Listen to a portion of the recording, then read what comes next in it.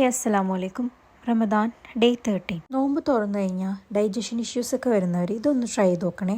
എല്ലാ ആയുർവേദിക് ഷോപ്പിലും കിട്ടും. പിന്നെ നോൺ വെജ് ഒക്കെ കഴിക്കുമ്പോൾ നിങ്ങൾ ധാരാളമായിട്ട് സാലഡ്സ് ആഡ് ചെയ്യാനായിട്ട് ശ്രദ്ധിക്കുക. പെട്ടെന്ന് എക്സിബിഷൻ പാലസിലെ മന്തി കഴിക്കാനായിട്ടൊരു പൂതി വന്നു. അത്താഴത്തിന് മന്തി കഴിച്ച ശേഷം ട്രെൻഡിയുള്ള കുറച്ച് നൈറ്റ് വെയേഴ്സിൻ്റെ കളക്ഷൻ നോക്കി. ഈ ടൈപ്പ് ഡ്രസ്സസിന് മുസ്തഫ പറയുന്നത് മിസ്റ്റർ ബീൻ്റെ ഡ്രസ്സ് എന്നാണ്.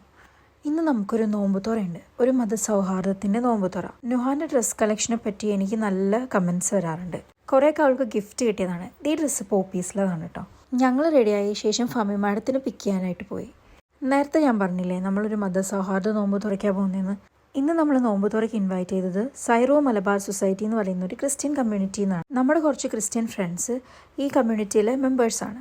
മതപരമായ ആശയങ്ങളിലെ വ്യത്യാസങ്ങൾ കൊണ്ട് മാത്രം പരസ്പരം തമ്മിൽ തല്ലാനും വെറുക്കാനും ഒക്കെ പഠിപ്പിക്കുന്നവർ ശരിക്കും മറന്നുപോകുന്നൊരു കാര്യമുണ്ട്.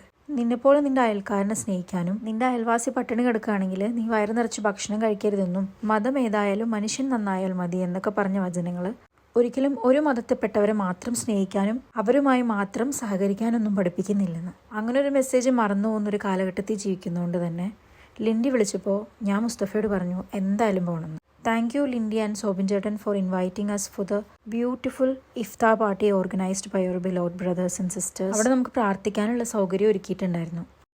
നോട്ടങ്ങള്, കേൾവികള്, ശരീരം മുഴുവൻ അങ്ങനെ ആയിട്ടില്ലെങ്കിൽ കേവലം ഭക്ഷണം കഴിക്കാതിരുന്നതുകൊണ്ടോ വെള്ളം എന്നതിന്റെ പേരിൽ മാത്രം മറ്റൊരാശയം സ്വീകരിച്ച ആളോട് വെറുപ്പോടുകൂടി നോക്കിക്കണ്ടുകൊണ്ടിരിക്കുന്ന, സംസാരിച്ചു കൊണ്ടിരിക്കുന്ന, പെരുമാറിക്കൊണ്ടിരിക്കുന്ന, അതിൻ്റെതായ വ്യത്യസ്തമായ അടരുകളിലേക്ക് പോയിക്കൊണ്ടിരിക്കുന്ന ഒരു കാലഘട്ടത്തിലാണ് നമ്മൾ ജീവിച്ചുകൊണ്ടിരിക്കുന്നത്. ഇതില്ലാതാക്കാൻ ഒരുപാട് വഴികൾ ഉണ്ടായിരിക്കുക. മനുഷ്യൻ ആ വെറുപ്പിനെ കൂട്ടാൻ വേണ്ടിയാണ് ശ്രമിച്ചുകൊണ്ടിരിക്കുന്നത്. ആലോചിച്ച് നോക്കുന്നത്. അപ്പോൾ guys, let's spread love, spread piece.